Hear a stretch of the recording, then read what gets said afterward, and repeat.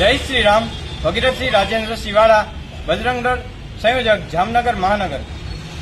હાલમાં જે દેશમાં ઘટના થઈ રહી છે, મહારાષ્ટ્રની અંદર નાસિકમાં જે મોહમ્મદ અયાઝ નામનો જિહાદી માનસિકતા ધરાવતાઓ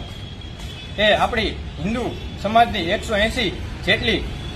છોકરીઓ, નાબાલિગ છોકરીઓનું શોષણ, શારીરિક અને માનસિક શોષણ કરી અને તેમનો ટોર્ચર કરી અને આવી ઘટનાઓ જ્યારે દેશભરમાં થઈ રહી છે, ત્યારે બજરંગ દળ વિશ્વભરમાં આ ઘટનાને ખૂબ વખોડી કાઢે છે અને તેમના વિરોધમાં જામનગર મહાનગર વિશ્વ હિન્દુ પરિષદ અને બજરંગ દળ જિહાદી માનસિકતા સામે વિરોધ પ્રદર્શન કરી રહ્યો છે, જેમાં આજે રામ મંદિર બેડીગેટ સુપરમાર્કેટમાં જિહાદી માનસિકતાનું પુતળા દહન કરેલ છે. તો આ જ્યારે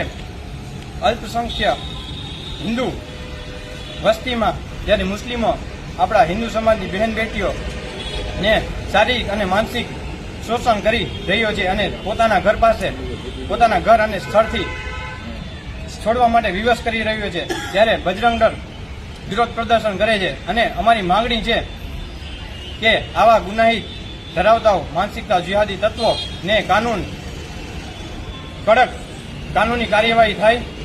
એવી અમારી માંગણી છે. અને હાલમાં જે લવ જિહાદ, લેન જિહાદ અને જબરદસ્તી ધર્માંતર કરી રહ્યો છે, જ્યારે એની સામે કડક કાયદો કેન્દ્રમાંથી લાગુ કરવામાં આવે અને જનજાતિ રહેતા વિસ્તારોનું શોષણ ન થાય તેના માટે કાનૂને વિશેષ વ્યવસ્થા ગોઠવવામાં આવે એવી અમારી માંગણી છે. બજરંગ દળ દેશભરમાં દેશને